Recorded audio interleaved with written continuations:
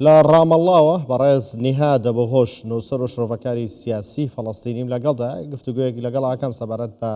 شکستێنانی ئاگر بە سوودەستپێکردنەوەی هەرشەکانی ئیسرائیل بۆ سەر فەڵەستین. سڵاوتان لێ بێتۆم کاتتان باش. بۆچی ئاگربەست شکستی هێنا؟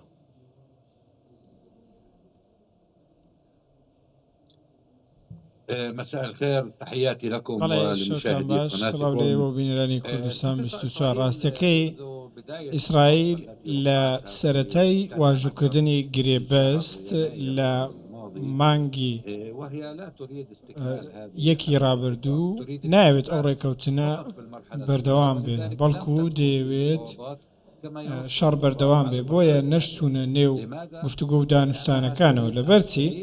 لەبەرەوەی ئیسرائیل دەیەوێت جارێکی دیکە هەنگاوەکانی خۆی پەیڕەو بکات و بە ئەنجامیان بگەێنێت بە شێوازێک کە هاوتا بێت لەگەڵ پلانی کۆچپێکردنی زۆرە ملێ کە سەر وەک ترامپ پێشنیازی کردووە. ئەوان دەڵێن کەرتی غەزە قابلیەتەوەی تێدا نیە ژیانی تێدا بکرێت و جارێکی دیکە ئاوادان بکرێتەوە، بۆیە نایەوێت گفتوگۆ لەبارەی کشانەوە و وەستاندنی شەڕەوە بکات. بۆیە ئیسرائیل بانگەشەی ئەوە دەکات کە حەماس پێشنیازەکانی ڕەت کردوێتەوە لە کاتێکدا ئەو پێشنیازانە هیچ پێویست نین، لەبەرەوەی بۆ خۆی ڕێکەوتنی ئاگربەست کراوە و لایەنێکی نێودەوڵەتی سەرپەرشتیاری ئەو ڕێکەوتنە دەکات بە سەرپەرشتیارێکی قەتەر و بڵین مسر و ئەمریکا. ئیسرائیل نایەوێت بە هیچ شێوەیە قسە لەبارەی ئاوادانکردنەوە کشانەوەی تەواوەتی و وەستانی جەنگ لە کاتی غەزە بکات. بۆیە هەندێک هۆکاری شەن لە نێو ئیسرائیل لەبەرەوەی وەکو ئاشکرایە بنیامین نەتانیاهۆ دەیەوێت کە پارتەکەی خۆی بەدەست بهێنێتەوە یاخود پارتەکەی بنگەڤیرش بێنێتە پاڵخۆی کە ئەمڕۆ ڕەزامەندیان لەسەر گەڕانەوە نێو حکوومەت دەربڕی بە حکوومەتی ئیسرائیل لە بەردەم تاقیکردنەوەی ئەوەیە کە بودجە پێشکۆتایی مانگی سێ پەسەند بکات بۆ یەکێک لە مەرجەکان ئەوە بووە کە درێژە بە شەڕ بدرێت، بەڵام گومانێک لەوەدا نییە کە ئەو ئامانجانەی بانگەشەی بۆ دەکا ئیسرائیل ئامانجی درۆینن و شتێک نین قابلی جێبەجێکردن بە ئیسرائیل نە بە بەرزکردن نە بە شەڕ نەیتوانێت بە هیچ ئەنجامێک بگەوە ناتوانێت بە هیچ ئەنجامێکیش بێت. بەڕێز نیاد ئەگەر وایە ئیسرائیل تاکلایەنە ئەگەربەستی شکاندووە کۆمەڵگەی نێودەوڵەتی بۆ لە ئاستی بێدەنگن، من باسی ئیدانە و ئەو شتانە ناکەم چونکە ئیدانەکردن هیچ لە دۆخی هیچ وڵاتێک ناگۆڕێ.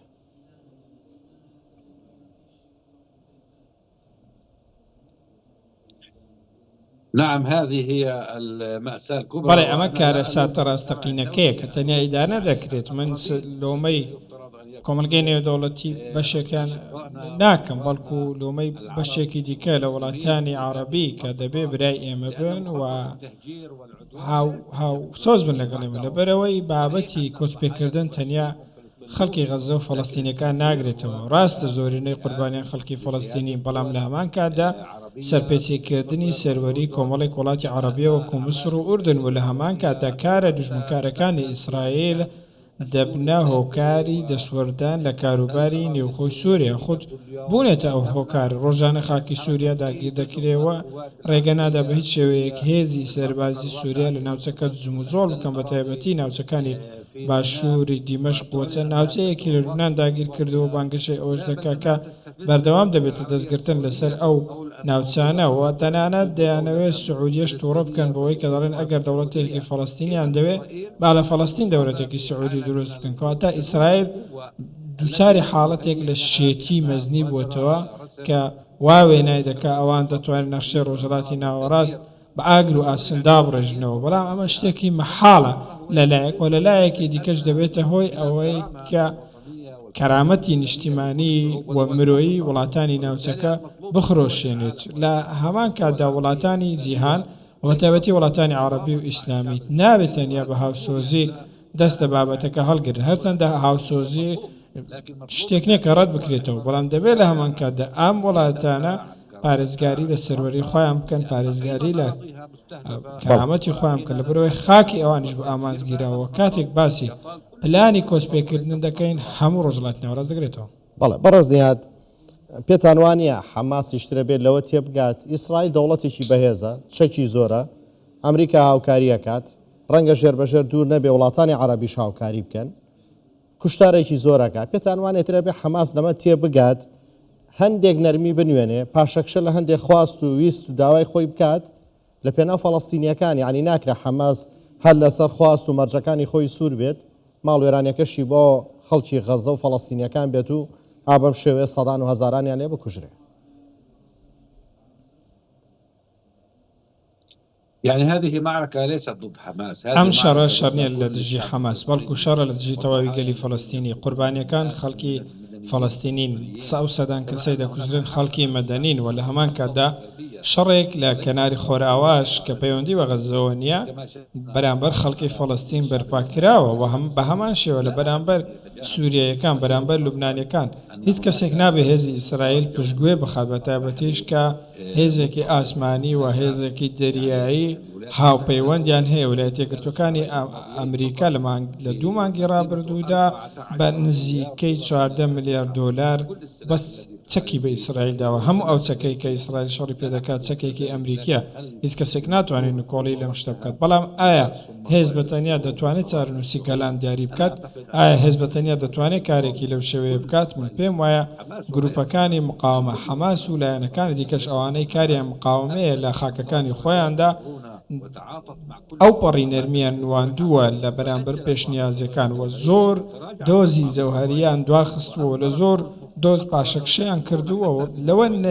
نەرمتر ناتوانن شتێکی دیکە بنوێن بە تایبەتی لە بابەتی ئاوادانکردنەوە و بابەتی ئازادکردنی زیندانی فەڵەستینیەکان بەڵام هەندێک سنوور هەیە کە هیچ بەرەیەکی مقاومە هیچ گروپێکی چەکدە ناتوانێت قبوڵی بکات بەوەی داگیرکاری بگەڕێتەوە کەرتی غەزەیە خود داگیرکاری بەردەوام بێت ئیسرائیل دەڵێت دیلەکانم ئازاد بکەن ئەوەی لای ئێوە ئازادی بکەن بۆ ئەوەی من لە وێرانکردن و کوشتنی ئێوە بەردەوام بم ناتانیاهو هەموو ڕۆژێک ئەم قسە دەکات هەرگیز باسی ئەوەی نەکردو کە دەوێ شەڕ بوەستێنێت دەڵێ دیلەکانم دەوێ بۆ ئەوەی لە کۆسپێکردن و کوشتن و وێرانکاری لە غەزە بەردەوام بێت تەنانەت خەڵکی مەدەنی خەڵکی غەزە کەس لە پلانەکەی ناتانیاهو ڕزگاری نابێت کە ڕێگە بە ئاوادانکردنەوەی غەزە نادات بۆیە ئەو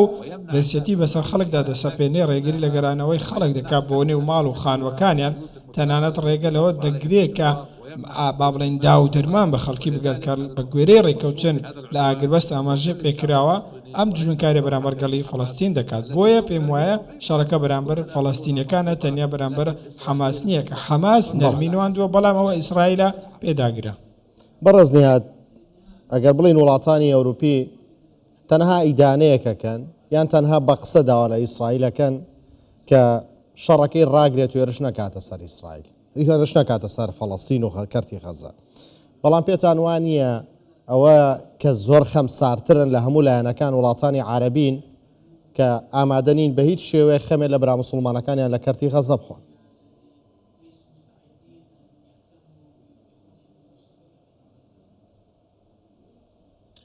يعني هذه ليست قضية قومية. براستي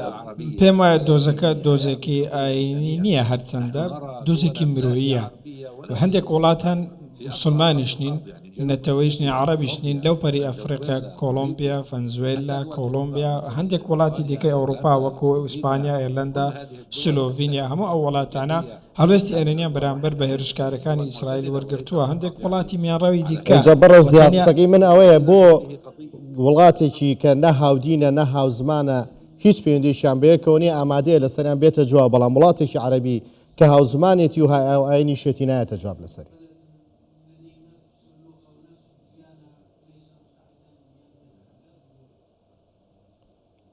هذا أمر مؤسف يعني لا ئەمە جێگەی داخەکە بەو شێوەیە من ناڵێم ئەمە شتێکی باشە نە و ناشڵێم کە دەبێت شتەکان بەو شێوەیە پێم ئەمە ناسروشتە جێگەی داخە ڕەنگە بەهۆی ترسەوە بێ بەهۆی لاوازیەوە بێ لەوانەیە بەهۆی سزاکانی ئەمریکا بێت ترس بێت لەوەی هەڵوێستی ئەمریکا چی دەبێت من پێم وایە هەڵوێستی وڵاتانی عەرەبی بەگشتی زۆر لەوە لاوازتر بۆ کە چاوەڕوان دەکرا و زۆرنەی هەرە زۆریان تەنیا ڕاگەیەنراویان بڵاو کردوتەوە ڕاگەیەنراوەکانیش هەنگاوی کردەیان بەرامبەر ئیسرائیل تێدا نەبووە تاکو ئێستاش پەیوەندی دیپلۆماسی ئەو وڵاتانە لەگەڵ ئیسرائیل بەردەوامە بگرە زۆرێک لەو هاوکاریانەی کە پێوەستن بە هاوکاری خۆراک و سوتەمەنی و ئاڵوگۆڕی بازرگانی وڵاتانی عەرەبی لەگەڵ ئیسرائیل تاکو ئێستاش بەردەوامە من نامەوێت بچمە نێو سیاسەتی نێوخۆی ئەو وڵاتانەوە بەڵام شتێکە جێگەی داخە بەڕاستیەوە پێچەوانەی بڕیارەکانی کۆمکار و لوتکە عەرەبیەکان و لوتکە ئیسلامیەکانەوە پێچەوانەی یاسانێ دەوڵەتیەکانیش شتێکی پێی دەگوترێت کۆمەڵکوژی کە کۆمەڵکوژی هاتە نێو بابەتەکە هەموو پابەندەکانی دیکە پوچەڵ دەبنەوە. بەڕێز نیهادە بەهۆش نووسەر و شرۆڤەکاری سیاسی فەڵەستینی لە ڕامەڵاوە لەگەڵماندا بووی. زۆر سپاس بۆ کاتێ بەێمەتاندا. شكرا لكم.